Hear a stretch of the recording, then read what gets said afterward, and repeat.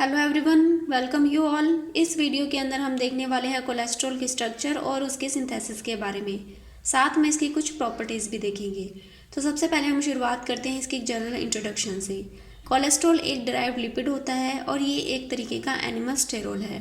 ये देखने में एक फैट लाइक वैक्सी सब्सटेंस के जैसा होता है जिसका मॉलिक्यूलर फार्मूला C27H46 और O है। ये विटामिन डी, स्टेरॉयड हार्मोन और बाइल एसिड के बायोसिंथेसिस के लिए एज अ प्रिकर्सर भी वर्क करता है। और ये हमारी बॉडी के अंदर, हमारे ब्लड के अंदर दो सोर्स से आता है। फर्स्ट जो फूड हम खाते हैं उससे, और सेकंड लीवर मोस्टली हमारे बॉडी की जो भी कोलेस्ट्रॉल की नीड है वो कंप्लीट कर देता है। लीवर के अलावा कोलेस्ट्रॉल अदर ऑर्गन्स में भी सिंथेसिस होता है, जैसे कि एड्रेनल कॉर्टेक्स, इंटेस्टाइन एक्सेट्रा। तो अब हम बात करते हैं इसके स्ट्रक्चर की। इसके स्ट्रक्चर के अंदर एक कार्बन स्केलेटन पाया जाता है जिसे हम साइक्लोपेंटेनो पर हाइड्रोफिनेंथ्रीन के नाम से जानते हैं, जिसके अंदर 3 6 मेंबरिंग पाई जाती है और एक 5 मेंबरिंग प्रेजेंट होती है। तो अब हम इसकी स्ट्रक्चर देखते हैं। तो ये स्ट्रक्चर है कोलेस्ट्रॉल की। इसके अंदर आपको 27 कार्बन दिखे होंगे और ये किस तरीके से अरेंज है आप देख पा रहे होंगे। और इसके अंदर 3 6 मेंबरिंग है और एक 5 मेंबरिंग है, जिसे हमने साइक्लोपेंटेनो पर हाइड्रोफिनेंथ्रीन के नाम से जाना था। इसके अंदर 3 नंबर कार्बन पर OH ग्रुप प्रेजेंट है और 5 और 6 नंबर कार्बन पर डबल बॉन्ड प्रेजेंट है। तो ये है कोलेस्ट्रॉल की स्ट्रक्चर। अब हम इसके सिंथेसिस के बारे में जानेंगे। कोलेस्ट्रॉल का सिंथेसिस करवाने के लिए सबसे पहले हम ब्यूटाडाइन के साथ में 4-मेथॉक्सी 2,5-टोल्यूकिनोन का कंडेंसेशन करवाएंगे, जिसकी वजह से जो हमें प्रोडक्ट मिलेगा वो सिस आइसोमर मिलेगा। अब हम इस सिस आइसोमर को आइसोमराइज करवाकर ट्रांस आइसोमर में चेंज करेंगे, जिसके लिए इसे सबसे पहले हम एल्कलाइज सॉल्यूशन के साथ में ट्रीट करेंगे और उसके बाद में इसका एसिडिफिकेशन करवा देंगे। अब जो हमें प्रोडक्ट मिलेगा वो ट्रांस आइसोमर होगा। अब हम इस ट्रांस आइसोमर को लिथियम एल्यूमिनियम हाइड्रेट के साथ में ट्रीट करवाएंगे, जिसके कारण जो ट्रांस आइसोमर के अंदर ये ऑक्सीजन लगा था, अब इसके जो प्लेस पर OH ग्रुप है वो अटैच हो जाएगा। और इसके साथ में फिर जब हम इस कंपाउंड का वापस से हाइड्रोलाइसिस करवाकर आइसोमराइजेशन करवाएंगे तो इसके अंदर जो ये OH ग्रुप है ये रिमूव हो जाएगा। यहाँ पर एक डबल बॉन्ड आ जाएगा और ये डबल बॉन्ड है ये यहाँ से हट जाएगा और यहाँ से ये ऑक्सीजन है वो रह जाएगा और यहाँ से CH3 है वो रिमूव हो जाएगा। तो कुछ इस तरीके से प्रोडक्ट बनेगा।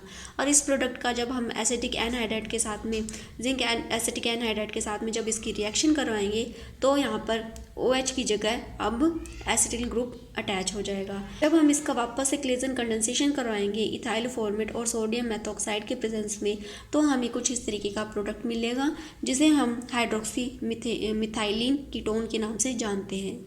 अब इस हाइड्रोक्सी मिथाइल कीटोन का माइकल कंडेंसेशन करवाएंगे इथाइल विनाइल कीटोन और पोटेशियम टर्शरी ब्यूटाक्साइड के प्रेजेंस में, तो हमें कुछ इस तरीके का प्रोडक्ट मिलेगा। अब यहाँ पर आप देख पा रहे हैं कि ये जो चैन है ये बनी है। अब नेक्स्ट स्टेप के अंदर इस चैन का हम रिंग फॉर्मेशन करवा देंगे और इसका साइक्लाइजेशन हो जाएगा।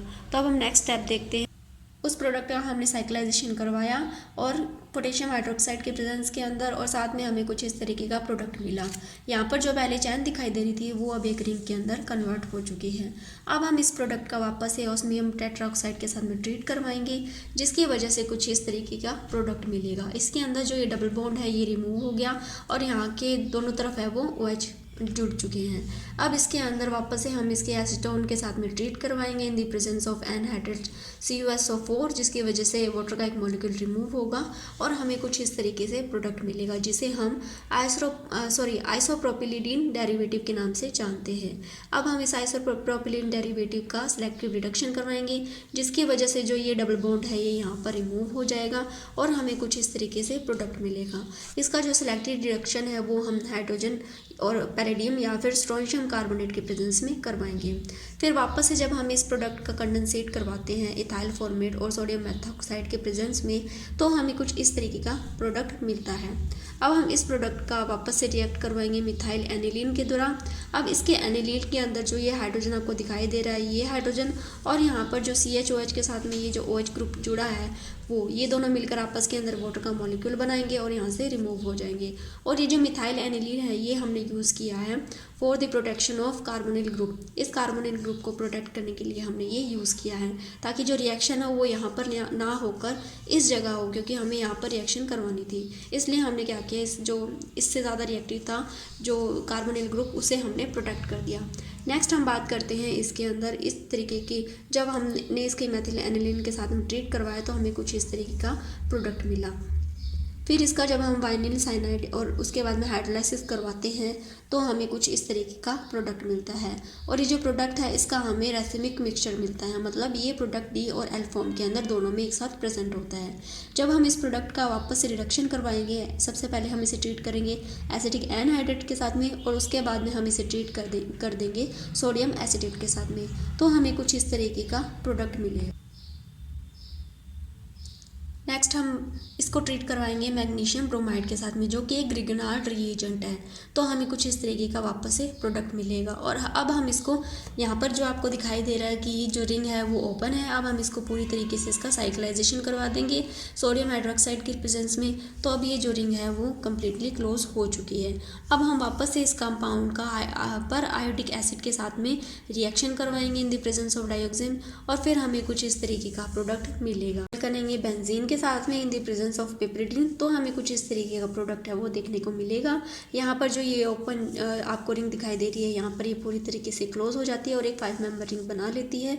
इसके बाद में इसका हम ऑक्सीडेशन करवाएंगे। ऑक्सीडेशन करवाने पर यहाँ पर कुछ इस तरीके से आपको प्रोडक्ट है वो दिखाई देगा। अब हम इसका क्या करेंगे, कैटालाइटिक रिडक्शन करवाएंगे हाइड्रोजन और प्लैटिनम के प्रेजेंस में, और फिर इसके बाद में इसका आइसोमराइजेशन करवा देंगे, जिसकी वजह से हमें यहाँ पर ऑक्सीजन की जगह अब OH ग्रुप देखने को मिल रहा है। और इस तरीके से हमें यहाँ पर जो डबल बॉन्ड देखने को मिल रहा था वो इसमें रिमूव हो चुका है, और यहाँ पर जो डबल बॉन्ड था वो भी इस स्ट्रक्चर में रिमूव हो चुका है। तो अब हम देखेंगे कि यहाँ पर भी है वो रिमूव हो चुका है इसका डबल बॉन्ड। तो अब हम देखेंगे कि इसका कैटालाइटिक रिडक्शन हो चुका है। अब हम इसके अंदर ओपनर ऑक्सीडेशन करवाएंगे एसीटोन के प्रेजेंस में और ट्राई आइसोब्यूटिल एल्यूमिनियम के प्रेजेंस में, तो हमें कुछ इस तरीके का प्रोडक्ट है वो देखने को मिलेगा। अब हम इस कंपाउंड को वापस से सोडियम बोरोहाइड्राइड के साथ में ट्रीट करेंगे और देन उसके बाद में इसका हाइड्रोलाइसिस कर देंगे, तो कुछ इस तरीके का प्रोडक्ट हमें देखने को मिलता है।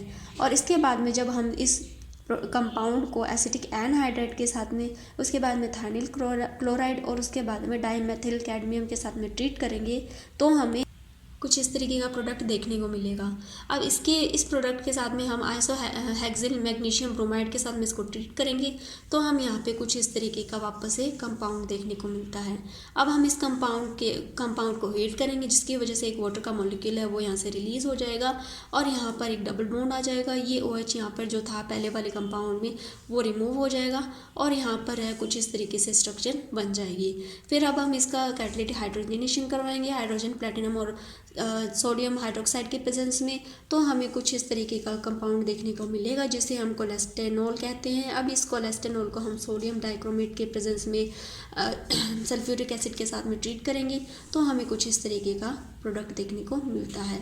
अब हम इसका वापस से ब्रोमिनेशन करवाएंगे। ब्रोमिनेशन करवाने पर कुछ इस तरीके से हमें प्रोडक्ट देखने को मिलेगा। फिर इस कंपाउंड का वापस से हम पिरिडिन के प्रेजेंस के अंदर ट्रीट करेंगे, तो हमें इस तरीके से एक कंपाउंड मिलता है। अब वापस से इस कंपाउंड को जब हम एसिटिक क्लोराइड के साथ में और फिर एसिटिक एनहाइड्रेट के साथ में ट्रीट करेंगे, तो इस तरीके की स्ट्रक्चर बना लेता है। कंपाउंड को ट्रीट करने पर पहले लिथियम एल्यूमिनियम के साथ में ट्रीट करेंगे और उसके बाद में हाइड्रोजन क्लोराइड के साथ में, तो इसका रिडक्शन हो जाएगा और फाइनली हमें जो प्रोडक्ट मिलता है वो कोलेस्ट्रॉल मिलता है। तो ये था कोलेस्ट्रॉल का स्ट्रक्चर सिंथेसिस। आई होप आपको वीडियो अच्छा लगा होगा। अगर वीडियो अच्छा लगा तो please like, share and subscribe कीजिए। Thank you.